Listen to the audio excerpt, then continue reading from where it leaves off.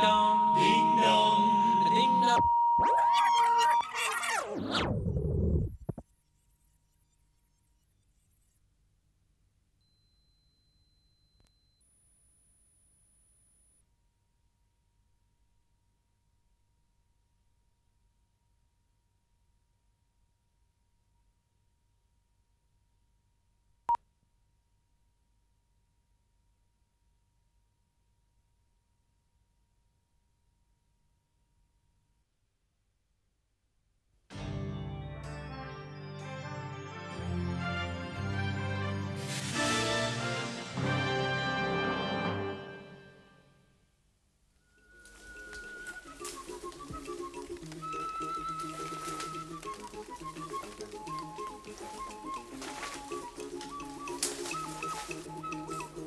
Going across on that thin branch? It's just incredible. We know that birds do it, sometimes bees do it, but there aren't many mammals that do it. Squirrels and occasionally rats do it. Yes, you've guessed it, they nest in trees. This is the story of another tree-nesting mammal, one of the strangest and rarest creatures on Earth. It's the aye-aye from Madagascar. And our plan is to catch half a dozen of them to help save the species from extinction. But let's start at the beginning, 6,000 miles away from Madagascar.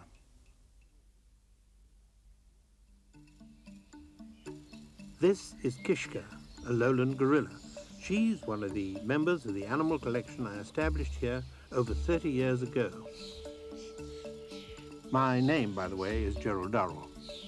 And if I have one passion in life, it's saving rare creatures from extinction. Silvery marmosets from Brazil. White-naped cranes from Korea and Japan. That strange pig, the Barbarossa, a native of Indonesia. The San Francisco garter snake. And ring-tailed lemurs from Madagascar. All these beautiful creatures have one thing in common. They're among the most endangered animals in the world, and we have given them sanctuary on a small island not far from the coast of France. At 45 square miles, Jersey is the largest of the British Channel Islands. It's the place after which New Jersey was named. A man from Jersey Island, Sir George Carteret, owned half of New Jersey state. He sold it 300 years ago to a group of Quakers for less than $7,000. One of the island's oldest manor houses is now the home of my Jersey Wildlife Preservation Trust. Since the start in the early 60s, we have set up similar organizations in the United States and in Canada.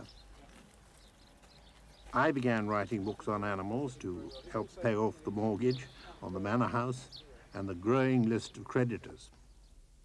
Now I've written over 30 books, which have been translated into 24 languages, and I've paid off the mortgage and all the debts. Judging from the letters I get, people are becoming more aware of the need to preserve the world, all the creatures on it. The reason for the work here is not just keeping animals like an ordinary zoo, a stamp collection of creatures. We want to get them to breed. That's what we're really all about. Then, when we've successfully bred them, we can return the youngsters to the wild again, so making sure these species do not follow the dodo to extinction.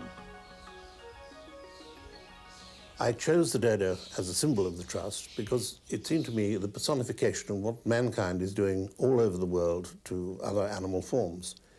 The dodo was a big, harmless, bumbling, flightless bird which lived on an island in the Indian Ocean, and it was discovered, and within 100 years it was extinct. The threat of disappearing forever is one that faces every species in our collection, and none more so than the lemurs from the Indian Ocean island of Madagascar. I have a special liking for them, as they were the animals that introduced me to my wife, Lee. Lee's an American and spent 2 years in Madagascar studying lemurs and their communication. We met in the United States at a conference on lemurs. and I've been saying thank you to the lemurs ever since. When I met Jerry, I was still writing up on my thesis, and I think I was only on chapter 4 when I actually met him, and it was rather difficult to get through to chapter 8 during the sort of courtship period. Anyway, we got married, and I came to the Trust, and my work moved from more of the academic side of zoology directly into conservation. And so here I'm very much involved in all the meetings we have. I run a couple of conservation projects myself, particularly those in Madagascar, which is fairly logical, I guess. Very well in conjunction with the field work that I'm actually doing in the forest. Sunbathing in Jersey seems a secure enough existence for this red-ruffed lemur. These and the other lemurs of Madagascar are part of an important project at the zoo. Madagascan animals are a treasure trove for biologists. About 150 million years ago, the island broke away from Africa, carrying a strange cargo of plants and animals, which became even stranger as evolution got to work. Lemurs found only in Madagascar are especially interesting because a lemur-like creature was the ancestor of all the primates, the group of animals that includes monkeys, apes, and ourselves. Studying lemurs helps us understand our own dim, distant origins, but sadly, the loss of forests in Madagascar means that lemurs are on their way out. Already a dozen species have become extinct, and the 30 others are seriously threatened. There's one in particular we felt needed our help, and it became the main target of our expedition, a bizarre lemur called the aye-aye. It was first identified over 200 years ago by the Frenchman who made this sketch. He noticed a strange characteristic. The third finger on its hand was unusually elongated.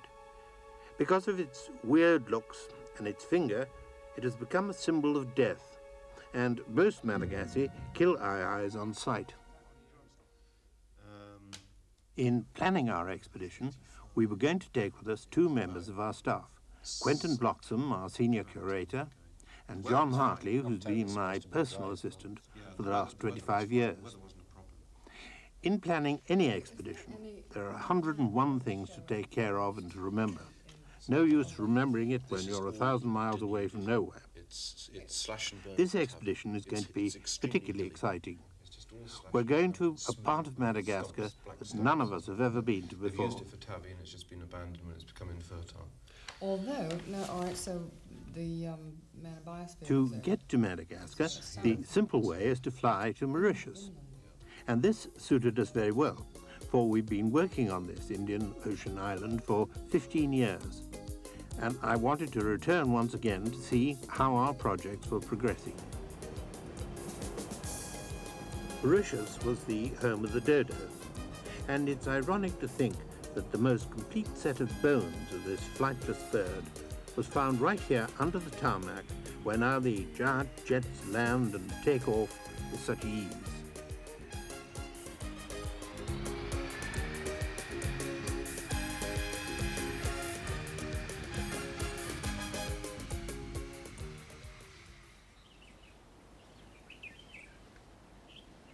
Mauritius is 40 miles long and 28 wide, with a population of well over 1 million people.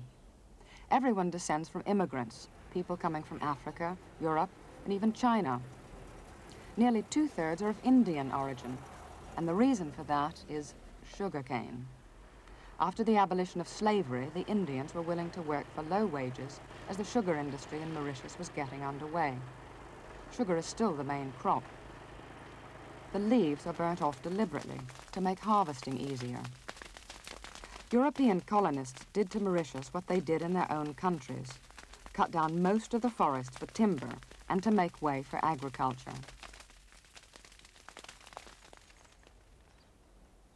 As well as the loss of its forests, Mauritian wildlife couldn't cope with the introduction of foreign animals. The Dutch brought in deer, which ate the seedlings of the native forest trees. The Portuguese released macaque monkeys, which destroy nests. And from India came several kinds of birds which drive out the local varieties. Man is forever tinkering with nature and getting it wrong like a child fiddling about with the internal organs of a complex watch.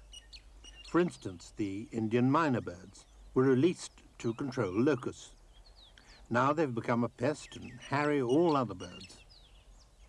The most beautiful of the native Mauritian birds is the pink pigeon. In 1976, there were fewer than 20 birds left. We've now bred more than 200 and have released some of them back into the wild. Kirsty, who's one of the Trust's permanent team in Mauritius, had delayed the release of a pink pigeon so that we could watch it. Even pigeons are vulnerable to man's activities. For example, in America, the passenger pigeon was the most numerous bird found on Earth, yet it was hunted to extinction. The last one died in Cincinnati Zoo in 1914. But we hope we've saved the pink pigeon.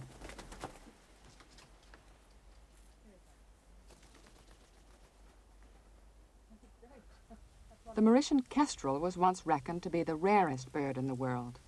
In 1974, only 4 were known to live in the wild. Pesticides, DDT was the main culprit, almost brought about the kestrel's extinction. But the staff here began a captive breeding program, and over the past 7 years, well over 100 kestrels have been released. At first, kestrels need the occasional white mouse, a dead one, till they get used to finding their own food. All these birds were bred by a team led by the Trust's conservation field officer, Carl Jones. Things have changed a little bit since you were here last, and we've got some echo parakeets now, which of course we've only had over the last year or so.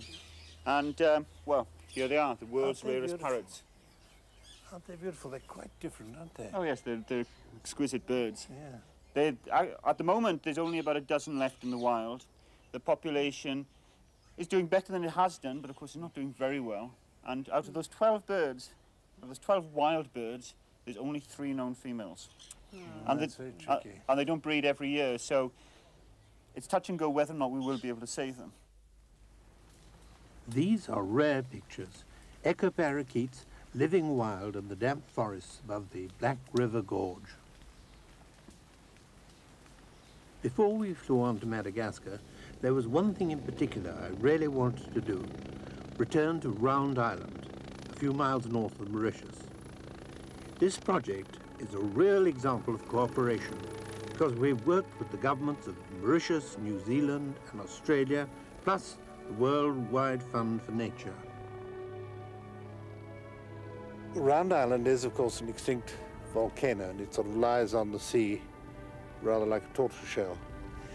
And at one time it was wooded right up to the peaks here with hardwoods, palms, and beautiful vegetation, some of it endemic to the island.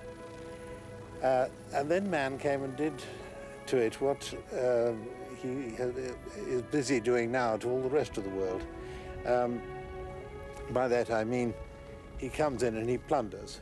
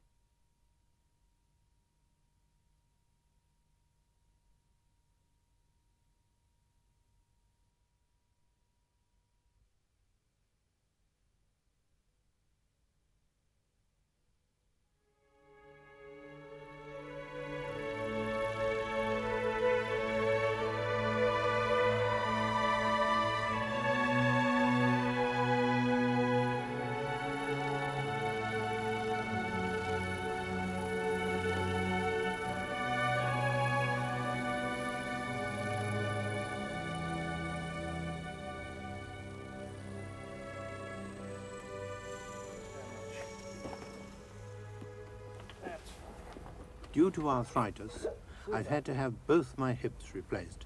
A most successful operation, but it means that I'm not as mobile as I used to be because of these bloody fake hips.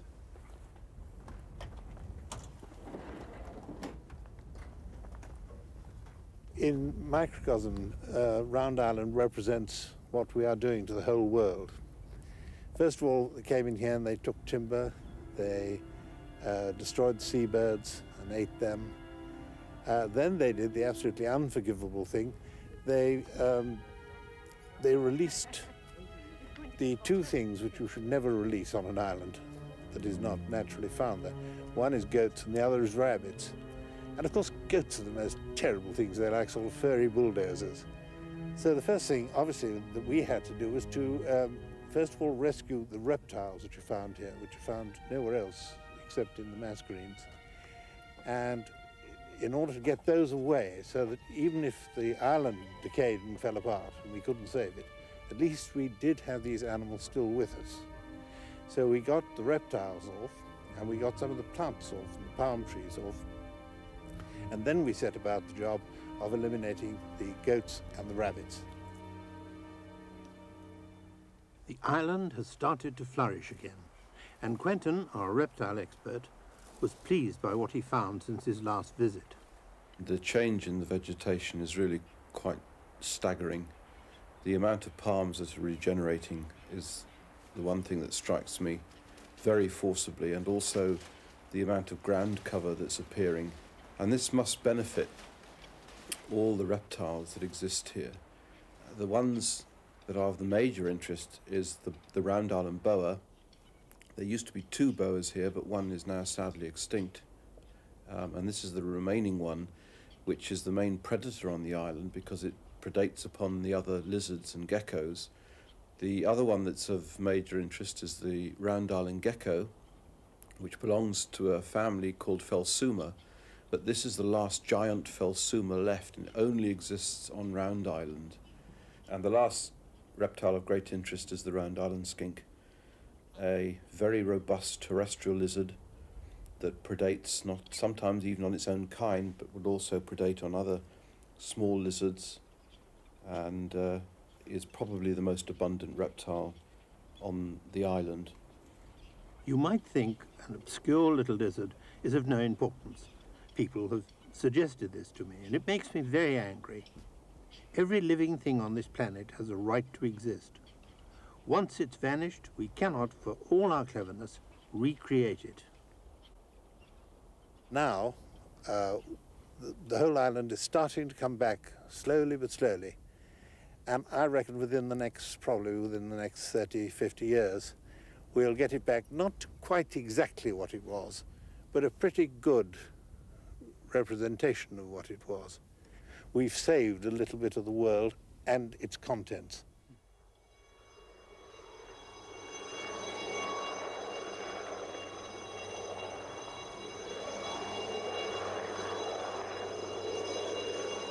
On a small island with no human population, the task of conserving the environment is difficult enough. But can the same be done on a very much bigger scale in a place like Madagascar, for example? Maybe not, but we must try. Most expeditions have to start in the capital city of a country, because it's there you go through what diplomats call the necessary formalities. So we went to Madagascar's capital, Antananarivo, 4,000 feet up in the Central Highlands. Most people call it Tana. Like many cities, Tana's at its best on market day. Officially, the Democratic Republic of Madagascar is a Christian Marxist state, an odd combination. Although only 250 miles off the African coast, the major ethnic influence is from the east. The first people to arrive here came from Indonesia, about 1,500 years ago. The language, too, is from the east, although French is widely spoken in the towns. While Jerry, John, and I dealt with the formalities, Quentin was in charge of buying supplies and equipment for our base camp. Van Sank? Van Sank? Van Sank? Franse? Van Sank. Ah, je might be.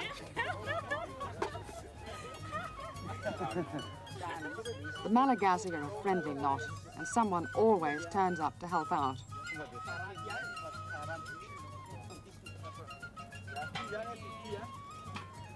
Finally, all the chores were done, and we hit the road for Tamatave, a port on the east coast.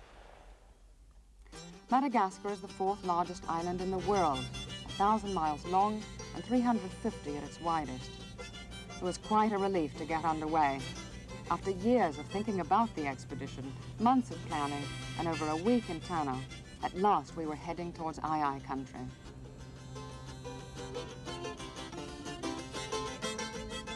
Mind you, this was the easy bit. The road which connects Tana to Tamatave is one of the few good roads in Madagascar. Most of it was built by the Chinese. We stayed the night in Tamatave and then headed north to Mananara, an area where the most recent sightings of the Ai had been reported. Things were going very smoothly until we came to what looked like a very solid metal bridge. But our wheels found a steel girder that had been made paper-thin by rust. I decided to get out and walk. It was impossible to tell how many other girders were about to give way, and I felt, selfishly perhaps, a 50-foot drop into the river would do my hips no good.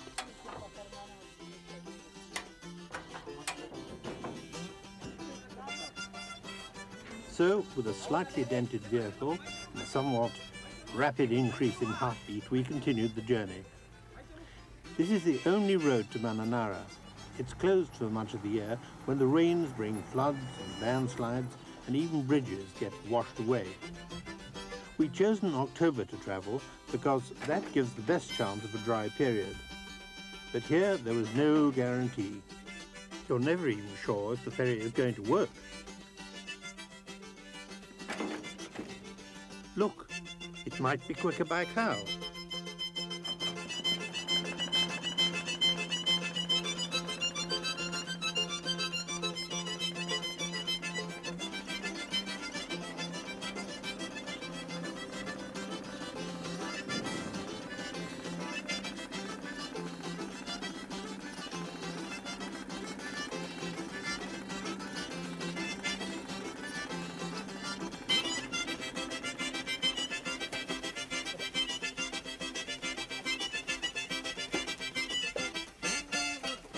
As we moved further north, I began to check out the reports we'd had on Ai sightings.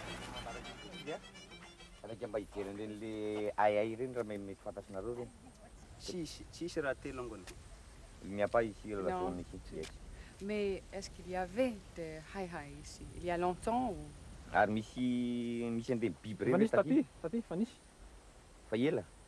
Ja, misy taty ela fa ela be. Oui. Mety afitraronay zay mbola kely angamba. Il est assez longtemps. Assez longtemps. Peut-être à cause de la forêt brûlée. I always left these inquiries to Lee. I'm afraid that my French can just about get by on a restaurant. Oui, il en a beaucoup. Mais quand, il y a combien de temps? Théophile, ton avion? Il a très petit. Yes, yes. Peut-être 15 ans, 17 ans. Peut-être même 15 ans. Oui. Il y avait un forêt oui. ici. I didn't expect much luck on my first questions about Ai, but 15 years too late was rather disheartening.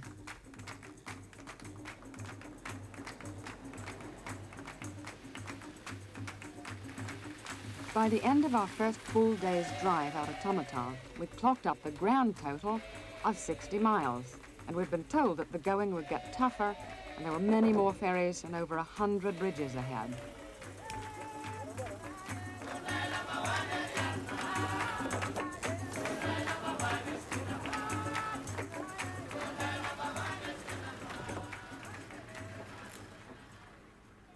The next morning, we had to wait a few hours for the ferry.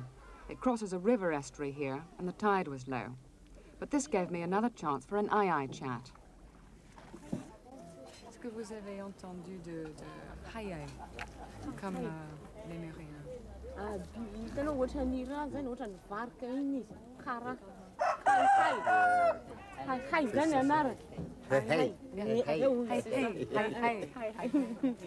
C'est tout noir et les oreilles comme ça. Oui, oui, je connais les... Mais Miss Hai Hai? Non. That was another lesson learnt. In this part of Madagascar, mention ai ai, and nobody knows what you're talking about. So from now on, it's hai hai.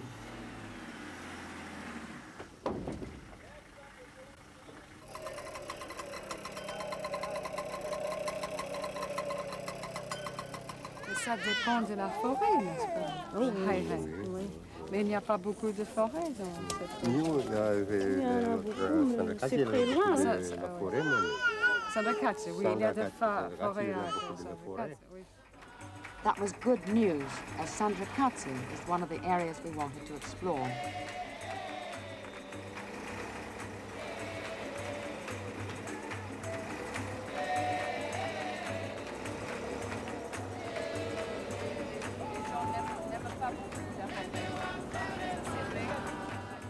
At least people knew about the ai, I mean hai hai, and they were willing to talk about it, in spite of its bad reputation.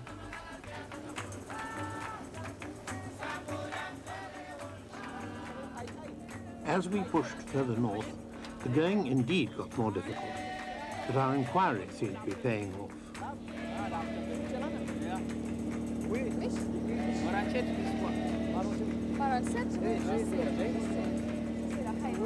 Il a de la pirogue à moteur pour aller à Fuchalana, mais pas avec la voiture.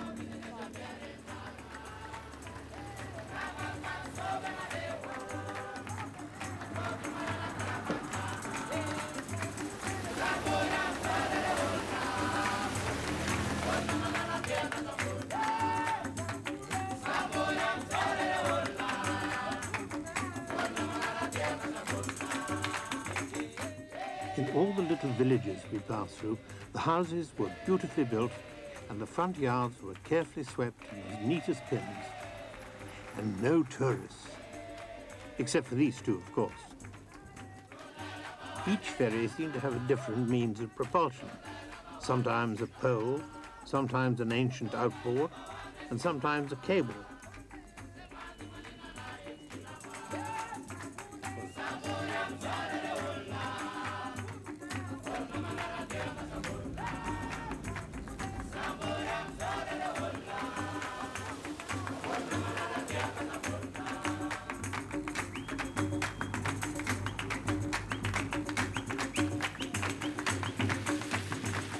Three days out of Tana, we finally arrived and found a place for our base camp.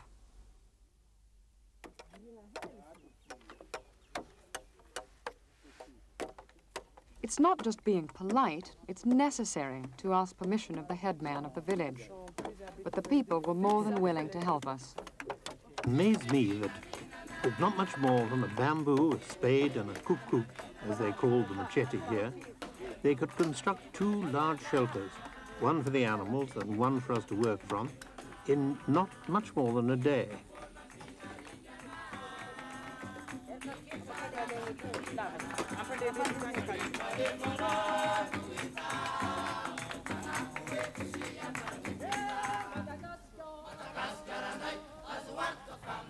I could tell our base camp was going to be very palatial. I've been on a fair number of expeditions, and this was to be the most comfortable camp I can remember.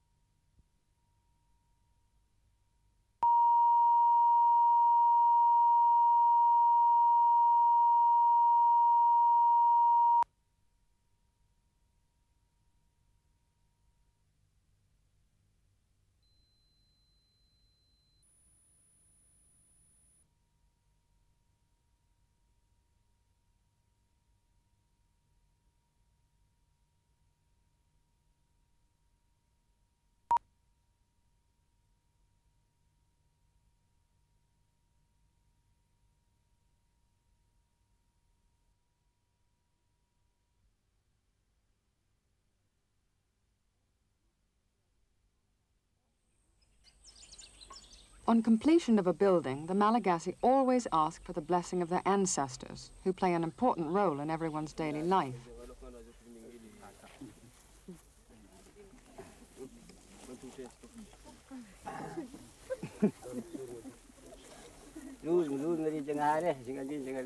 The centerpiece of the ceremony seemed to be a basket of folded banana leaves sprinkled with some local beer.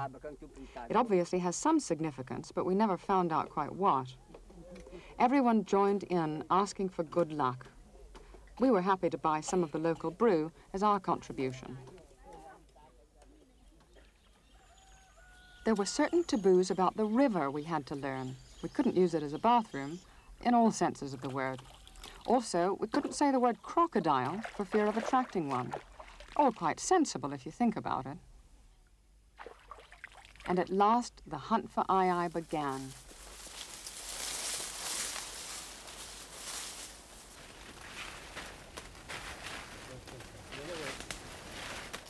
We'd been lucky enough to get young Julian to help us. He was a fantastic tree climber and had already caught Ai in the past.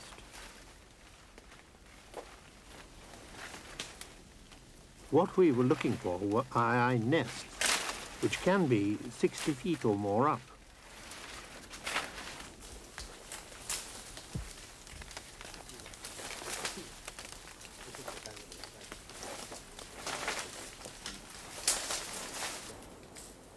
Going across on that thin branch? It's just incredible, those trees. I've never seen anything like it.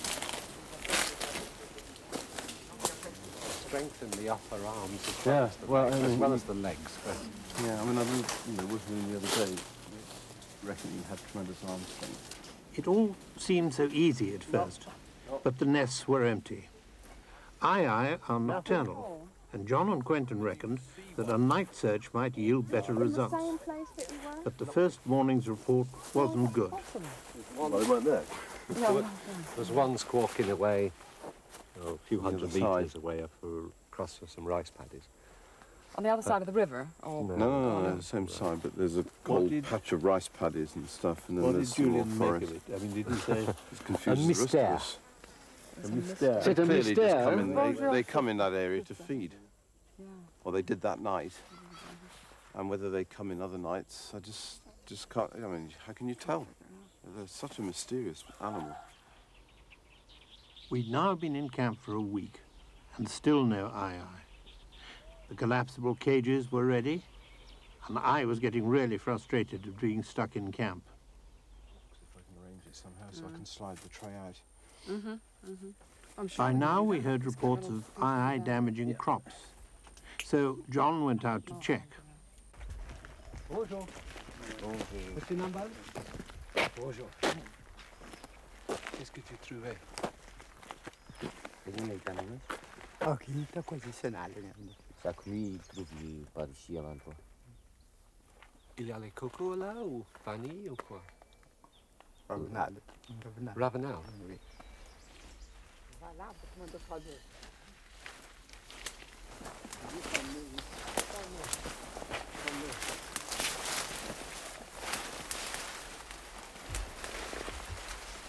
C'est déjà longtemps ça.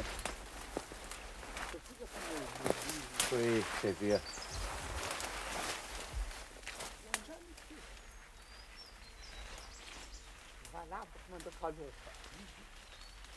Well, there's some Ai damage. I mean, it's really how it's chewed through each little segment. But it's very old. I mean, this is several months old. But once again, proves that they're about.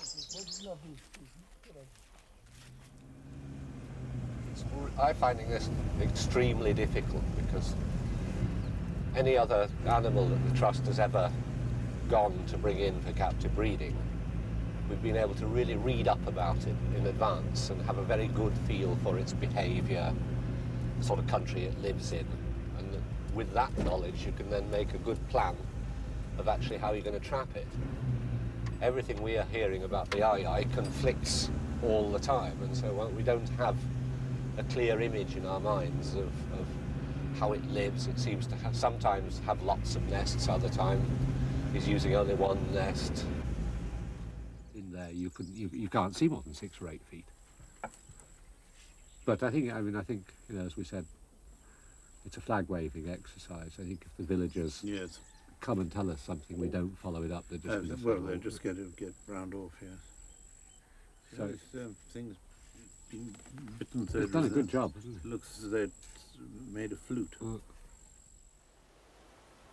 As the people cut and burn the forest to plant the things they need, like rice, cloves, coffee, sugar and coconuts, so the forest is pushed back. The aye-aye is turned into a pest because, in order to eat, it has to raid the sugar and coconut crops. You can't blame the villagers, and you can't blame the aye-aye. The United Nations is trying to solve this catch-22 problem of people versus animals, which of course happens all over the world. They've created what they call man and biosphere reserves. The first of these reserves in Madagascar has been set up right here in the Mananara region, and people are learning new ways to use their forests without destroying them.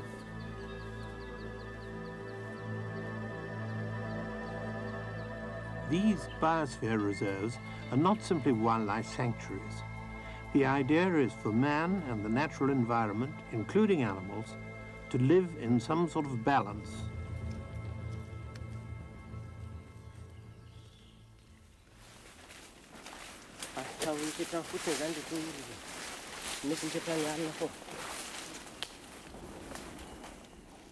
We'd been told that an aye-aye makes a fresh nest every few nights, and judging by the number we saw, this certainly seems to be true.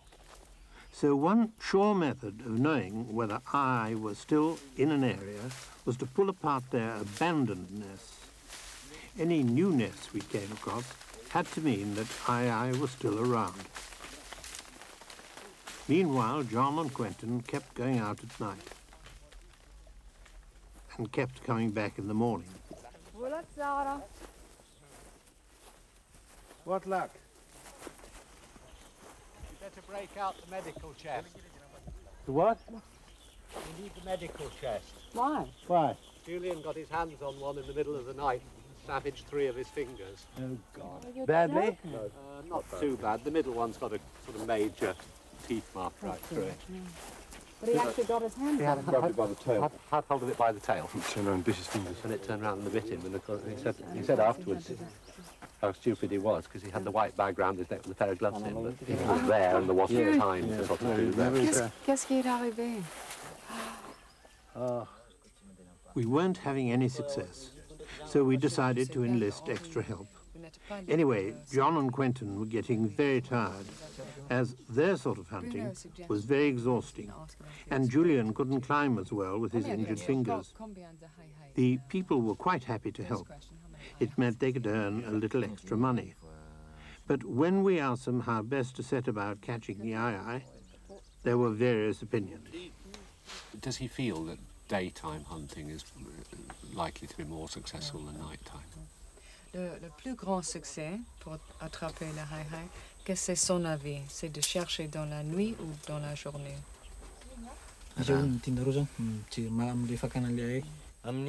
Everything takes time in Madagascar, and even more so when 3 different languages are involved. Suivre pendant la nuit pour trouver son voiture, as other people have done. They follow at night to find out where the nest is during the day, and then actually do the catching at the nest during the day.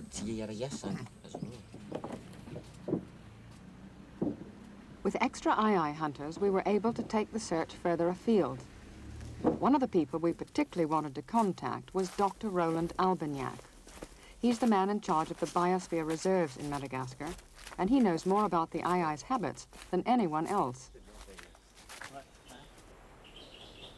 This is the best place I see with you. Well, this is the area that Quentin and Julian saw 10 animals in this area. Yes. And we've had many people have told us, come to this village, come to that village. Yeah. But this is the only place where one of us have seen aye-aye. Seen the animals. So we know they are here. Yeah. There are no east to us. No east to us. And I think it's the best place I see. Huh? With so many more people now looking, our hopes were high.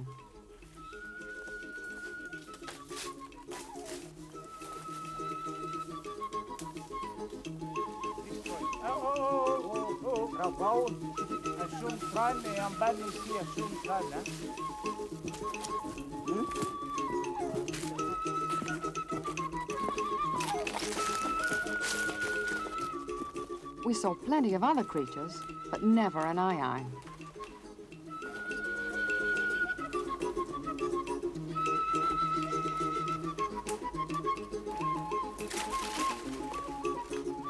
In the large area we covered, there was no shortage of old aye-aye nests, but nowhere could we find a new one.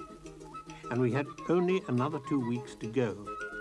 Much longer than that, and we might get cut off by the approaching rainy season.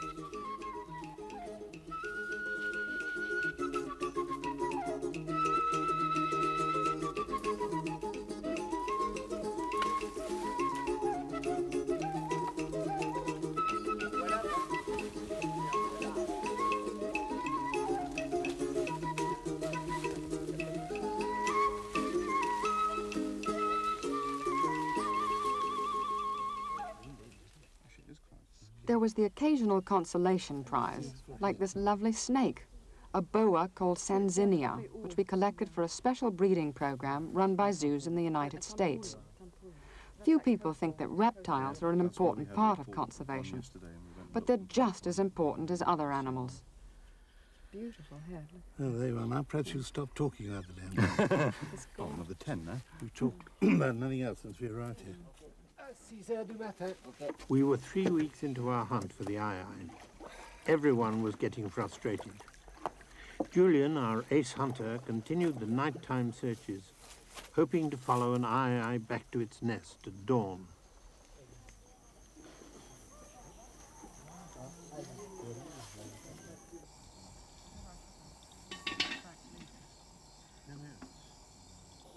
They made me camp cook. Trying to make something edible out of a dried octopus like an old boot certainly tests your culinary abilities. Firstly, they showed me a nest. The next morning we joined John, who had had a very encouraging report that an aye-aye had been spotted close to a nearby village. Before last. And I didn't have anybody with me, so I felt that the best thing to do was to just have a very quiet look and then come out and come back this morning. While Julian went up to deal with an abandoned nest he'd spotted, the rest of us looked for more recent signs.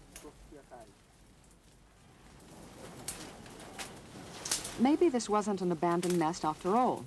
Julian threw down some still green leaves. Well, for instance, I think we need some good talk with the villagers. Julian's been up, and he's brought that, but that doesn't look like aye-aye branches, and he's brought it out of the nest. It could possibly be a rat's nest. And it was a rat's nest. Another failure. And the nest was about sort of that big. Yeah. But I think what we need to do is to have a good chat with Julian. By this time, Julian and the other hunters were urging us to enlist the help of the local soothsayer. Well, we couldn't be doing any worse. I reckon we needed any help we could get.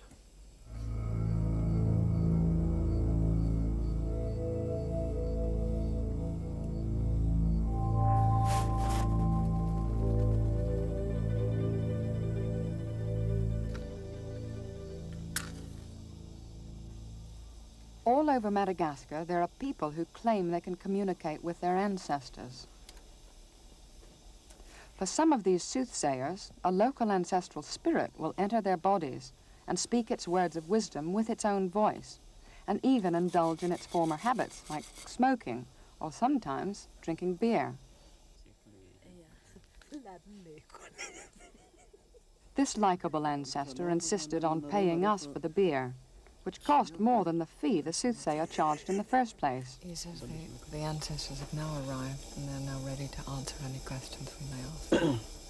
We would like to know why so far we've met with such little success in catching aye-aye.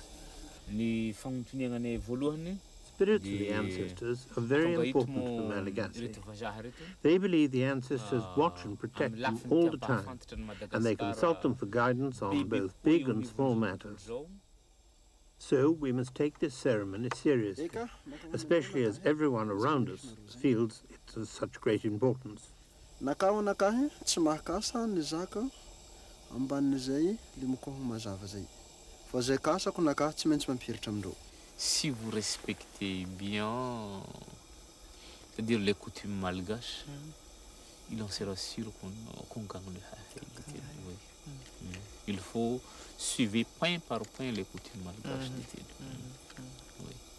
Said if we respect the Malagasy customs and everything that's necessary to do according to Malagasy custom in this kind of mission, it says without doubt we will certainly be able to catch the islands.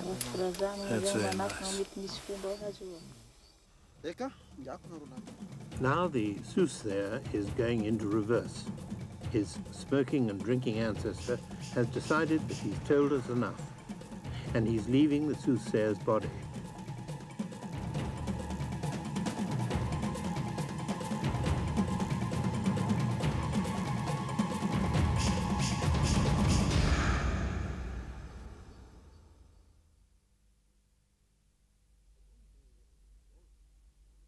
I don't know whether it was the soothsayer, but the very next day it looked as though our luck might have turned. You've got what I think you've got. You got something? Oh, God, I can't believe it. What is it, male or female? Male. Marvellous. Is it okay? I mean, is it not it's fine, hurt? but it's hiding in the box. How marvellous. Can we see it? You might be able to just see the tail through. The hole's the other end. I put it right against the thing so it doesn't go rushing around in the cage. I was so amazed at our luck that after all the disappointment, I was almost speechless. That's marvellous. Bravo. You're right. Aged me considerably this trip. I'm not sure whether the villagers really understood what this all meant to us, but our relief was immense. For I had thought we may have travelled all that way and spent all that time only to go home empty-handed.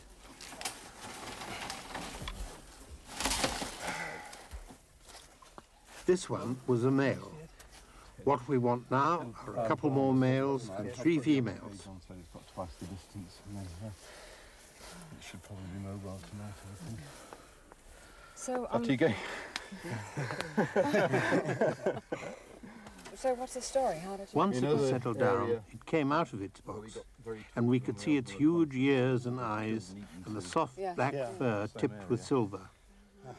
We found 2 fresh nests, and we've got 3 other guys searching tonight, tomorrow and the next day that will tell us as soon as they find fresh nests.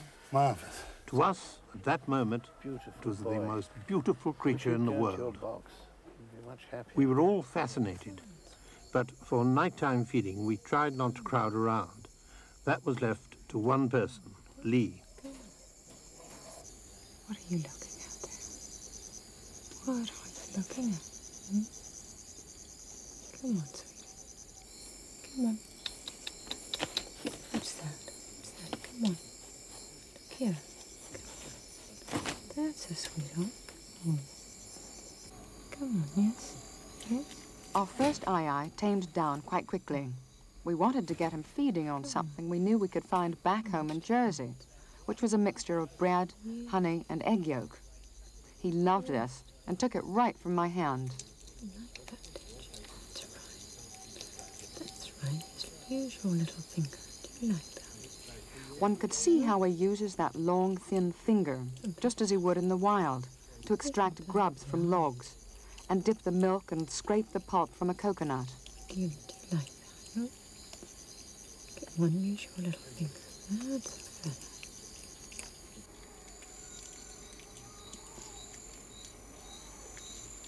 Oh, Vera, do you like that a lot, don't you? Do you like that a lot? You're waiting for that tonight, hmm? Come on. Come on. Do you like that, hmm?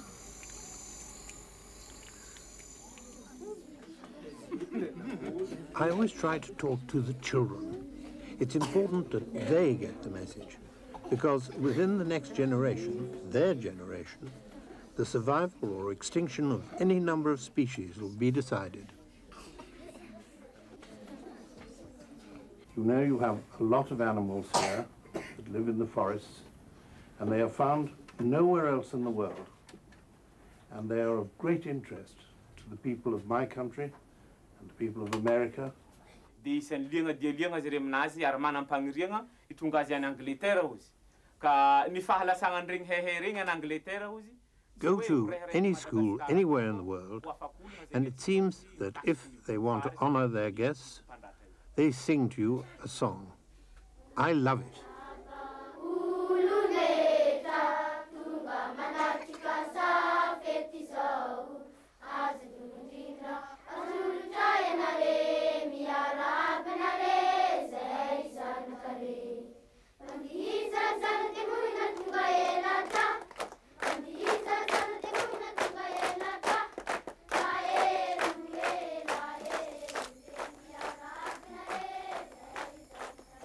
The aye-aye was once thought to be a rodent because of its chisel-like teeth. But with the eyes set at the front of its head and its grasping hands and feet, it's clearly a primate. With the huge mobile ears, it has great powers of hearing, and it seems to locate insect grubs deep inside tree trunks by listening for their faint movements. Aye-ayes have never been bred in captivity before, but there are 2 at the zoo in Paris now, and 3 at the lemur colony at Duke University in the States. Closing your eyes. It's coming.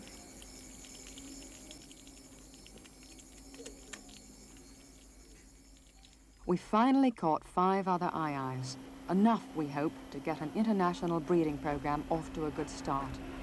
So, in spite of all the earlier doubts and frustrations, the aye-aye expedition had been a success.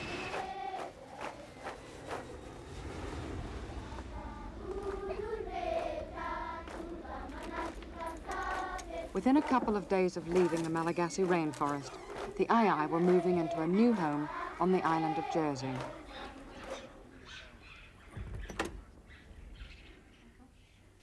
What have we got? Come and have this lovely walnut. Now they're here, now the next thing is to breed them. Come along, my sweet. We've got to have lots of lovely babies. One day, we hope to be able to return baby aye-aye, born here in Jersey, back to their native home, as we are doing with other animals all over the world.